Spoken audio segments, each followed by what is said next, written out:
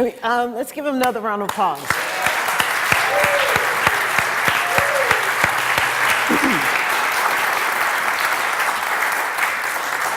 Wow, foundation singer. Yeah, wow. Something just happened. Wait a minute. Wait a minute, where am I? All right. So this morning we are going to finish up on our theme for the month, this month, which has been trust what you can't see. Trust what you can't see. And today we're working with the following spiritual principles. We believe in God, the living spirit, almighty one, indestructible, absolute, and self-existence cause. This one manifests itself in and through all creation, but is not absorbed by its creation. The manifest universe is the body of God. It is the logical and necessary outcome of the infinite self-knowingness of God.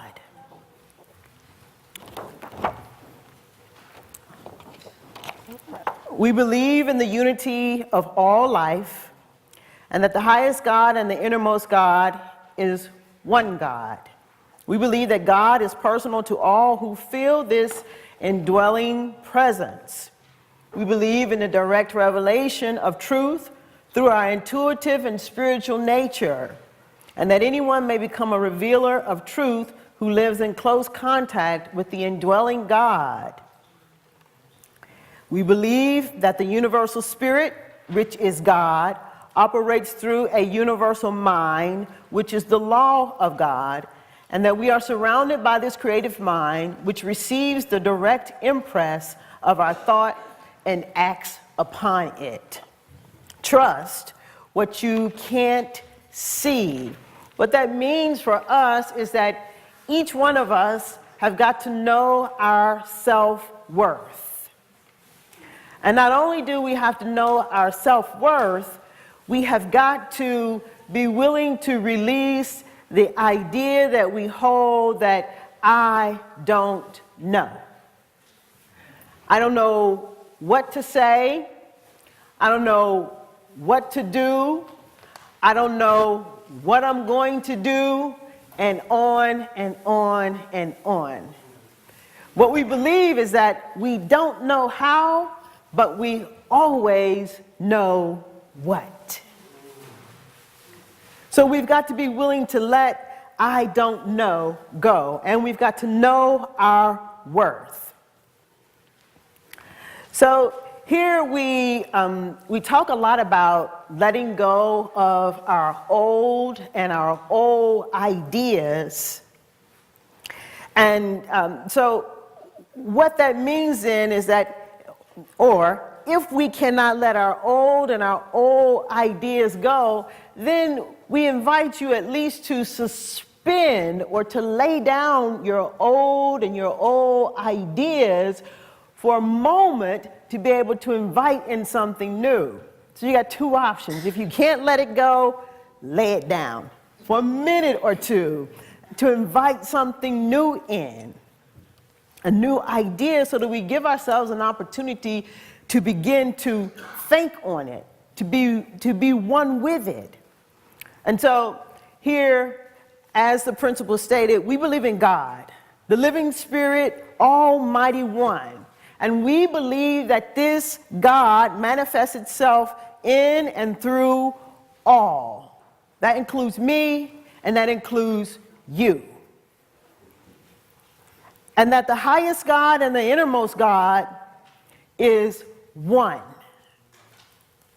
So, a patient I had while I was doing hospice work, we'll call him JB, the first time I entered his house, and after that, every visit, I would be greeted with him laying in the bed because he couldn't walk. And at the time that I entered into his life, his voice had got very raspy. So it was difficult for him to talk because his throat would start hurting. But so his daughter said, well, the chaplain is here to spend some time with you. And he was a religious man, as far as I knew. And so the first thing he would say is, he'd say, there's only one God, not two. There's only one God, not two. That's how he would greet me every time. And so we have to be willing to release and let go of our old ideas that there is two and not one. There's only one God, not two.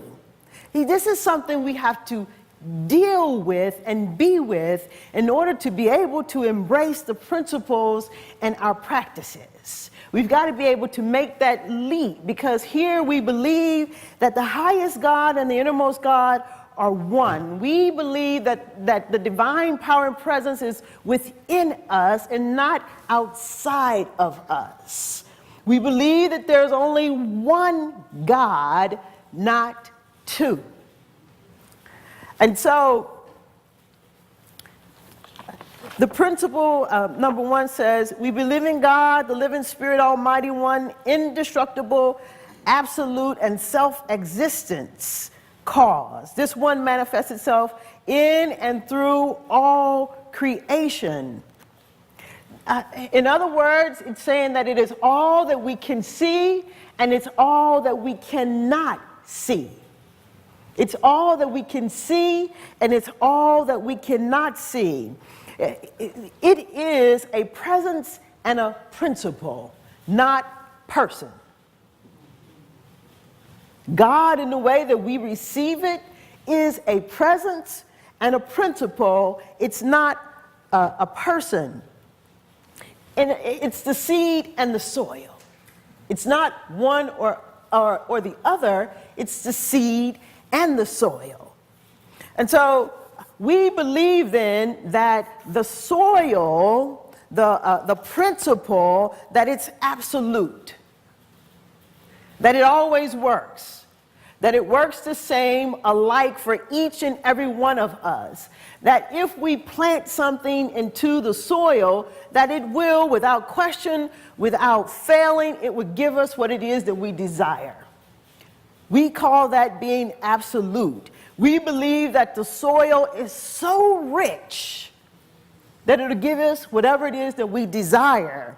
And what we believe about the soil, what we believe about the principle, is that you and I, we don't need to add anything to it, and we don't need to take anything away from it to make it any richer. It's already as rich as it's going to get. We don't add to it, we don't take away from it. We do, however, get to use it. We get to use the soil to create the life that we are desiring. So if all of what we are talking about then is true, if there's a soil that's so rich that receives our thoughts, our ideas, and then causes or brings to us or makes manifest those things that we desire in our life, if it's all true, if we believe it, then what gets in the way of us having what we desire? If we say that it's true, then what stops us from having peace in our life? Or what stops us from having love in our life? What stops us from having the very things that we desire in our life? What stops us from realizing our dreams? What stops us from living a rich and prosperous life? What gets in the way of us in being able to forgive our past, to forgive our very own trespasses, and to forgive those that have trespassed against us? What gets in the way? If the soil is rich and the law is absolute, then let us look to see if the problem is our own thoughts and our own ideas. We're the ones who are doing the planting. And so I want to just read something from the Science of Mind textbook. I'm reading from chapter 22. And the title of this chapter is Finding the Christ. In it, Ernest Holmes says, we comprehend the infinite only to the degree that it expresses itself through us, becoming to us that which we believe it to be. So we daily practice in our meditations the realization of life, infinite indwelling spirit within me, almighty God within me, real substance within me, that which is truth within me. Jesus said, I am the way, the truth, and the life. No man cometh unto the Father but by me. How true this is. We cannot come unto the Father, which art in heaven, except through our own nature. Don't let the words get you confused. We're talking about the divine power and presence within us. Remember, heaven is within. We cannot come into the Father, which art in heaven, except through our own nature. Right here, through our own nature, is the gateway and the path which leads to illumination, to realization, to inspiration, to the intuitive perception of everything. The highest faculty in man is intuition, and it comes to a point sometimes where, with no process of reasoning at all, he instantly knows. Christ is the embodiment of the divine sonship, which has come with varying degrees of power to all people in all ages and to every person in some degree. Christ is a universal presence. We do believe that in the unique personage of Jesus, this Christ was more fully orbed than in any one of whom we have record. We do believe that in the person of Jesus, more of God was manifest. We also believe that Christ comes alike to each and all. There's no one particular man or woman predestined to become the Christ. We must understand the Christ is not a person, but a principle. It was impossible for Jesus not to have become the Christ, as the human gave way to the divine. Excuse me. As the man gave way to God, as the flesh gave way to spirit, as the will of division gave way to the will of unity, Jesus, the man, became a living embodiment of Christ. If we can look upon Jesus from this viewpoint, we shall be able to study his life as a living example. What is more inspiring than to contemplate the consciousness of a man who has the faith to stand in front of a paralyzed man and tell him to get up and walk, and to know very well that he is going to get up and walk, or to stand in front of the tomb of a dead man and tell him to come forth. Such an example as this is worth something. But if the whole performance were enacted in the mind of man, entirely unique and different from us, then it would mean no more to us than studying the biography of hundreds of other men. Fortunately, we do not have to contemplate Jesus as being unique and different, for the Bible makes it more than plain that he was a man and or woman like as we are. As the human gives way to the divine in all people, they become the Christ. In the case of Jesus, there was such a surrendering of an isolated will that a greater incarnation of the divine actually took place. The mystic Christ comes from the bosom of the unseen Father, proclaiming the love of God through his own love of humanity. Just a little bit more, stay with me. Christ, the idea of universal sonship, the entire creation, both visible and invisible. There's one Father of all. This father or mother, conceiving within himself or herself, gives birth to all the divine ideas. The sum total of all these ideas constitutes The mystic Christ. Jesus understood his own nature. He knew that as the human embodies the divine, it manifests the Christ nature. Jesus never thought of himself as different from others. His whole teaching was that he did and others could do too. There is only one God, not two. There is only one God and not two. And so we know that Jesus spoke great words, and that his words and his ideas went on to what some might say as he performed miracles. So let us then pause to see if we believe then that our ideas, as Jesus had ideas, that our very own ideas are worthy enough to be released and received into the all-rich, infinite soil. Let us pause to see if we are worthy enough to release our very own ideas of love and our ideas of joy, our ideas of peace and oneness into the soil that is so rich, and we'll have to tell it to do anything. It receives it and brings back to us. It receives it and makes it whole. It receives it and brings forth the demonstration. Are you able to sit with and to know that your ideas, your words are powerful and creative, and there's a soil that awaits the receipt of your thoughts and your ideas? They're worthy. You're worthy of whatever it is that you desire. But you got to check it. Because if we are to have all the things that we desire, then we've got to stand in our worthiness and to command what it is that we desire.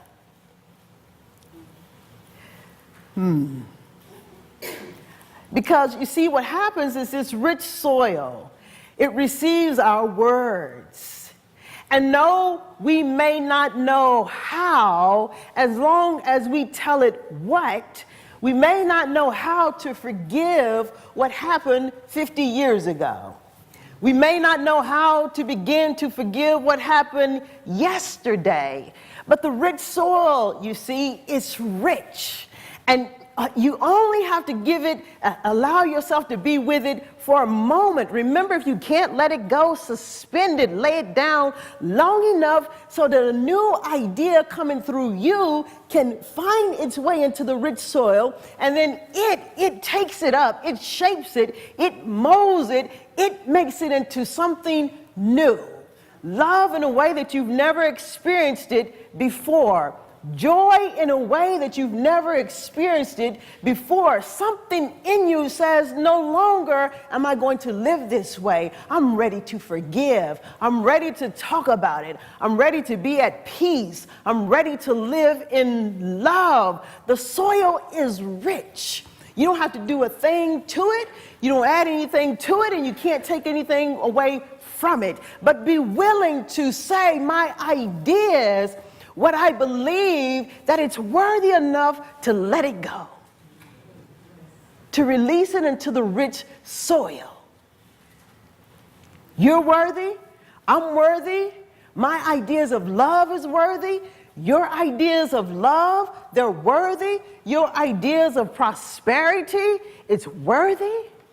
We have to begin to believe this. We have to begin to know this.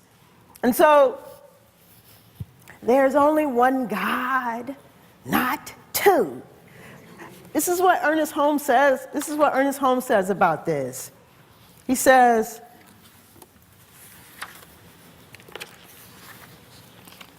this about this God, this presence, this principle, that thou art the center and circumference of my life.